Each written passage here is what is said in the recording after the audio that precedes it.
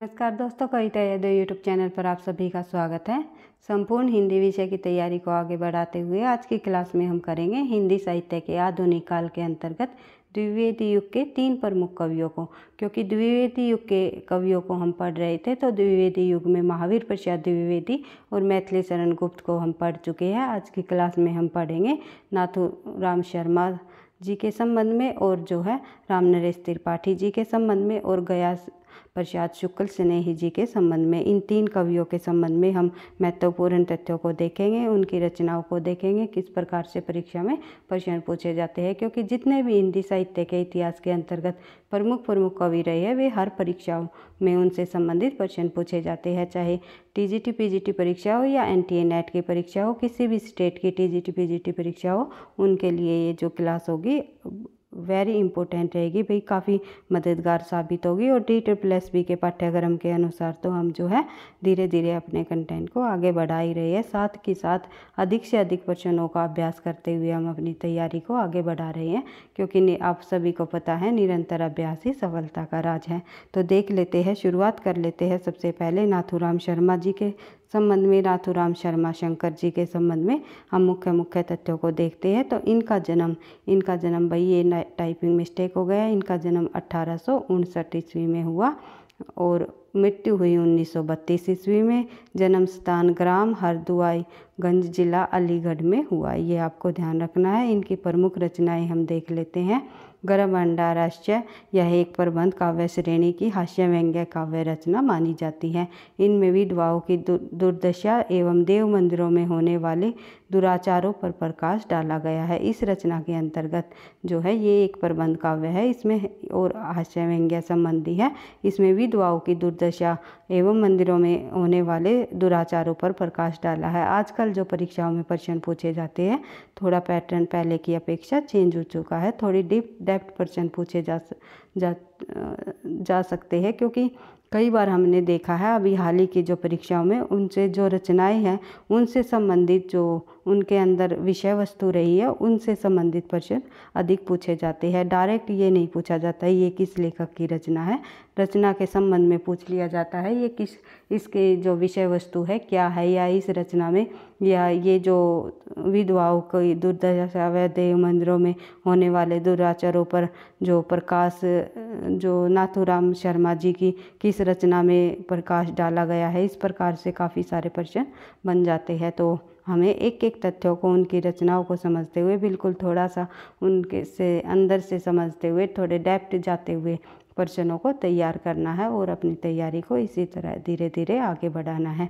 बढ़ते हैं आगे, देख लेते हैं इनकी प्रमुख 3 रचनाएं हैं नाथूराम जी की कौन कौन सी। शंकर सरवशव, शंकर सरोज और अनुराग रतन। इसके बाद देख लेते हैं आगे हिंदी साहित्य में कविता कामनीकांत, भारतेंदु, परजेंदु, साहित्य सुधाकर आदि उपाधियों से जो है वशीभूत किए जाते हैं। नाथूराम शर्मा शंकर जी जो है कविता कामनीकांत, भारतेंदु, परजेंदु और साहित्य सुधाकर आदि जो है उपाधियों से भी वो विभूषित किए जा चुके हैं। पहले इनके जो है ये उपाधियाँ भी मिली हुई है। तो कई बार पूछ लिया जाता है कविता कामनीकांत उपाधि किस लेखक को मिली या भारतेंदु परजेंदु नाम से जो उपाधि किस लेखक को दी गई, तो नाथूराम शर्मा जी को, ये आपको ध्यान रखना है।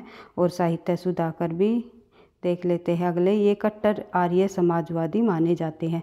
जो नाथूराम शर्मा जी रहे हैं ये कट्टर आर्य समाजवादी माने गए हैं। और ये 13 वर्ष की अल्पायु में इन्होंने अपने एक साथी पर एक दोहा रच डाला था और इनकी रचनाएं प्रारंभ में ब्राह्मण पत्रिका में और बाद में सरस्वती पत्रिका में छपने लगी। ऐसा पूछा जा सकता है कि नाथूराम शर्मा जी की सबसे पहले जो है किन पत्रिकाओं में उनकी रचनाएं छपती थी और बाद में किस पत्रिका में छपने लगी। तो ध्यान रखना है पहले ब्राह्मण पत्रिका में इनकी रचनाएं छपती थी और बाद में जो है सरस्वती पत्रिकाओं में इनकी रचनाएं छपने लगी। ये प्राय अतिशयोक्तिपूर्ण कविताएं अधिक लिखते थे। अतिशयोक्तिपूर्ण यानी कि बढ़ा चढ़ाकर जो बात कही जाती है उन्हें हम कहते हैं अतिशयोक्तिपूर्ण जो रचनाएं होती हैं। तो देख लेते हैं किस प्रकार की कविताएं लिखते थे अतिशयोक्तिपूर्ण। तो शंकर नदी सन के नोरन की भाप बन अंबर ते ऊंची चढ़ जाएगी। इस प्रकार से दोनों ध्रुव छोरन लगी पल में पिघल कर घूम घूम धरनो धुरी सी बढ़ जाएगी। इस प्रकार से आप उदाहरण देख सकते हो। अब बात कर लेते हैं रामनरेश त्रिपाठी जी के संबंध में। द्विवेदी युग के अंतर्गत आने वाले जो प्रमुख कवियों में एक माने जाते हैं रामनरेश त्रिपाठी जी भी। उनका जो जन्म है 1881 ईस्वी में हुआ, मृत्यु 1962 ईस्वी में हुई। जन्म स्थान इनका जो ग्राम है कोइरीपुर, जिला जौनपुर। ये हिंदी बाल साहित्य के जनक माने जाते हैं। हिंदी बाल साहित्य के जनक कौन माने जाते हैं? रामनरेश त्रिपाठी जी। इस प्रकार से आपको एक एक तथ्यों को बिल्कुल समझते हुए बार बार रिवाइज करते हुए चलना है। बढ़ते हैं आगे। प्रमुख रचनाएं, इनकी प्रमुख रचनाएं देख लेते हैं। मिलन, पथिक और जो शौपन। एक है मानसी भी इनकी रचना है। मानसी, मिलन, पथिक, शौपन जो इनकी है। मानसी इनकी जो एक फुटकल कविताओं का संग्रह माना जाता है, वो हम आगे चल के पढ़ेंगे।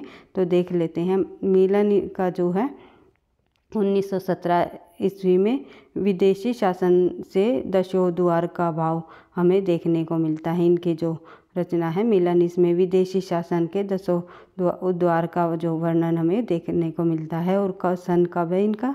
1917। क्योंकि इनकी जो ये रचनाएं है रामनरेश त्रिपाठी की क्रम वाइज भी लगाने को कई बार दे दी जाती है। इनकी रचना मिलन, पथिक, जो मानसी और शौपन, इस प्रकार से इनकी रचनाओं का क्रम है। तो आपको ध्यान रखना है क्योंकि एनटीए नेट की परीक्षाओं में हमेशा क्रम वाइज प्रश्न पूछे जाते हैं। तो ऐसा नहीं है टीजीटी पीजीटी में नहीं पूछा जाएगा। तो जो मुख्य रचनाएं होती हैं उनका हमें जो बिल्कुल ध्यान रखना है क्योंकि कई बार पूछा जाता है। तो देख लेते हैं। प्रबंधात्मक काव्य रचनाएं कौन कौन सी है? मिलन, पथिक और शौपन। प्रबंधात्मक काव्य रचनाओं में जो मिलन है वो विदेशी शासन से दशोद्वार का भाव देखने को मिलता है। पथिक में 1920 में उपनिवेशवाद के एक तंत्र में से मुक्ति मिली है इसमें। और जो शौपन है वो ये 1929 की इनकी रचना है। आगे विदेशी आक्रमणकारियों से सुरक्षा का भाव और उत्तराखंड व कश्मीर की सुषमा का वर्णन इसमें दिया गया है। इसके बाद किसमें? शौपन में। ये आपको तीनों रचनाओं के संबंध में ये देख लेना किसमें क्या किस चीज़ का वर्णन हमें देखने को मिलता है। बढ़ते हैं आगे। अगली जो रचना है इनकी फुटकल कविता संग्रह। फुटकल कविताओं संग्रह में है मानसी। तो मानसी जो है 1927 ईस्वी में देशभक्ति, प्रकृति चित्रण और नीति निरूपण से संबंधित फुटकल कविताओं का संग्रह माना जाता है। इनकी जो रचना है मानसी रामनरेश त्रिपाठी जी की, ये एक फुटकल कविताओं का संग्रह है। कई बार ये पूछ लिया जाता है परीक्षा में कि निम्नलिखित में से कौन सी रचना जो है इनकी फुटकल कविताओं का संग्रह है? तो वो है मानसी। ये आपको ध्यान रखना है। बढ़ते हैं आगे। अगले विशेष और अन्य विशेष तथ्यों के संबंध में भी हम देख लेते हैं। रामनरेश त्रिपाठी जी से संबंधित इनके द्वारा रचित मिलन, पथिक एवं शौपन काल्पनिक कथाश्रित प्रेमाख्यान खंड काव्य की श्रेणी में शामिल किए जाते हैं। यानी कि ये मिलन, पथिक और जो शौपन जो इनकी रचना है रामनरेश त्रिपाठी जी की, ये काल्पनिक कथाश्रित रही है, प्रेमाख्यानों पर आधारित रही है और एक खंड काव्यों की श्रेणियों में इन्हें शामिल किया जाता है। ये पूछा जाता है निम्नलिखित में से जो रामनरेश त्रिपाठी जी की जो रचना है इनमें खंड काव्य कौन सा नहीं है या खंड काव्य कौन सा है? तो ये तीनों रचनाएं इनकी खंड काव्य से संबंधित है। बढ़ते हैं आगे।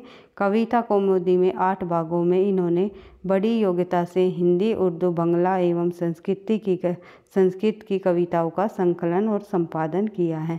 यानी कविता कौमुदी जो रामनरेश त्रिपाठी जी की रचना है कई बार परीक्षाओं में पूछी जाती है। कविता कौमुदी के लेखक कौन है? तो रामनरेश त्रिपाठी जी। ये इनकी जो 8 भागों में इन्होंने बड़ी योग्यता से हिंदी, उर्दू और बांग्ला संस्कृत की कविताओं का संकलन और संपादन इसमें किया है। बढ़ते हैं आगे। इन्होंने भ्रमण करके बड़ी लगन और परिश्रम से लोकगीतों का संग्रह भी किया है। यानी इधर उधर जा कर के घूम करके बड़ी लगन से जो है लोकगीतों का संग्रह भी इन्होंने किया है। उसके बाद इन्होंने जो है गांधी जी द्वारा प्रवर्तित असहयोग आंदोलन में जेल में भेजा जाना पड़ा। यानी कि ये गांधी जी द्वारा प्रवृत्ति या सहयोग आंदोलन के जरिए जो है वो जेल में भी इन्होंने अपना कुछ समय व्यतीत करना पड़ा। बढ़ते हैं आगे। अगला जो हमारा तथ्य है, इनके खंड काव्यों में दसों द्वार के लिए नवयुवकों का आह्वान किया गया है, बालक व वृद्धों का नहीं। यानी कि इनके जो दसों द्वार के लिए जो है खंड काव्यों में दसों द्वार के लिए किसका आह्वान किया गया है ये पूछा जा सकता है, तो नवयुवकों का आह्वान किया गया है। इसमें बालक और वृद्धों का आह्वान नहीं किया गया। बढ़ते हैं आगे। अगला जो हमारा तथ्य है रामनरेश त्रिपाठी जी से संबंधित, इन्होंने कई बार जो है बानर नामक बाल पत्रिका का संपादन भी किया है। कई बार पूछा जा सकता है बानर नामक बाल पत्रिका का संपादन जो है किन्होंने किया, तो इन्होंने कई वर्षों तक जो है बानर नामक बाल पत्रिका का संपादन भी किया है। प्रसिद्ध कथन है, परिधान रहकर अपना सुख शोक न रह सकेगा। तो इस प्रकार से ये जो पंक्ति है कई बार है पूछी जाती है कि परिधान रहकर अपना सुख शोक न रह सकेगा, रह सकता है। इस प्रकार से जो ये पंक्ति आपको दिखाई दे रही है ये रामनरेश त्रिपाठी जी की है। आगे भी कुछ लाइन है वो थोड़ा मुझे ध्यान नहीं आ रही, ये पता था शायद, ये परिधान रहकर सुख शोक न सह सकता। थोड़ा सा आगे की पंक्तियाँ और आप देख सकते हो बुक से, तो मैं माइंड में घूम रही है लेकिन ज़बान पर नहीं आ रही, इसके लिए मैं माफ़ी चाहूँगी। तो अगला जो हमारा कवि है वो देख लेते हैं, गया प्रसाद शुक्ल स्नेही जी। गया प्रसाद शुक्ल स्नेही जी के संबंध में जब हम बात करते हैं तो इनका जो जन्म है 1883 ईस्वी, मृत्यु जो है 1972 ईस्वी। जन्म स्थान जो है ग्राम हड़ा जिला उन्नाव में हुआ और ये श्रृंगार आदि परंपरागत विषयों की कविताओं में स्नेही उपनाम से, राष्ट्रीय भावनाओं की कविताएं जो है त्रिशूल उपनाम से लिखते थे। कई बार परीक्षाओं में पूछा जाता है स्नेही उपनाम से कविताएं कौन लिखता था और त्रिशूल उपनाम से कविताएं कौन लिखते थे। तो इन आपको ये ध्यान रखना है, ये जो स्नेही उपनाम से जो कविताएं लिखते थे उनमें जो है श्रृंगार आदि परंपरागत विषयों की कविताओं को जो है वे श्रृंगार संबंधी जो कविताएं थी उनकी वे उन्होंने स्नेही उपनाम से लिखी, और राष्ट्रीय भावनाओं से युक्त जो कविताएं रही थी उनकी उन्होंने वे त्रिशूल उपनाम से लिखी है। इस प्रकार आप याद रख सकते हो। फिर इनके द्वारा सुकवि नामक एक पत्रिका का भी जो संपादन भी किया गया, और आप लोग कमेंट बॉक्स में ये बताओगे क्योंकि मैं पहले एक कवि को पढ़ा चुकी हूँ, उसमें मैं बता चुकी हूँ कि इस कवि को सुकवि की उपाधि दी गई, किस कवि को सुकवि की उपाधि दी गई है। तो ये आपको बताना है सुकवि की उपाधि किस कवि को दी गई है, और सुकवि नामक पत्रिका का जो संपादन है वो गया प्रसाद शुक्ल स्नेही ने किया है। ये आपको ध्यान रखना है क्योंकि एक नाम से जो है अलग अलग तथ्य बनते हैं, तो हर एक तथ्य को आपको एक दूसरे से रिलेट करते हुए याद कर लेने हैं। बढ़ते हैं आगे। अगला जो हम देख लेते हैं महत्वपूर्ण रचनाएं। महत्वपूर्ण गया शुक्ल स्नेही जी की जो महत्वपूर्ण रचनाएं हैं वे हम देख लेते हैं। कृषक क्रंदन जो रचना है इनकी काफ़ी बार परीक्षाओं में पूछी जाती है। त्रिशूल तरंग, प्रेम पचीसी, करुणा कादम्बनी, राष्ट्रीय वीणा और कुसुमांजलि, ये इनकी प्रमुख रचनाएं हैं गया शुक्ल स्नेही जी की। इनको आपको याद रखना है क्योंकि ये पूछा जा सकता है निम्नलिखित में से जो है गया शंकर शुक्ल जी की जो है रचना इनमें से कौन सी नहीं है। गया प्रसाद जो स्नेही जी उपनाम से जिन्होंने कविताएं लिखी हैं उन्होंने जो है उनकी ये प्रमुख रचनाएं रही है। इस प्रकार से हमने आधुनिक काल के अंतर्गत द्विवेदी युग के 3 प्रमुख और अन्य कवियों को भी हमने देख लिया है। इसी तरह धीरे धीरे हम जो अपनी तैयारी को आगे बढ़ाते रहेंगे। छायावाद युग से संबंधित भी महत्वपूर्ण तथ्यों को देखेंगे, फिर प्रगतिवाद, प्रयोगवाद, नई कविता, फिर जो है अन्य गतिविधियों को भी करते हुए उन महत्वपूर्ण तथ्यों को करते हुए आगे बढ़ेंगे जो कि बार बार परीक्षाओं में पूछी जाती है।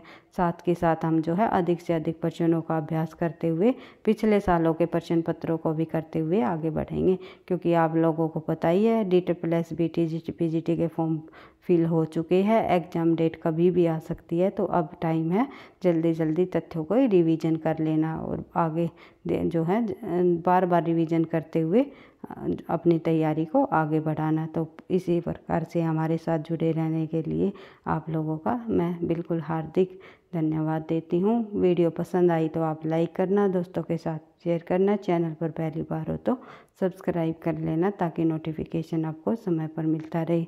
पढ़ते रहना, आगे बढ़ते रहना। थैंक यू, धन्यवाद।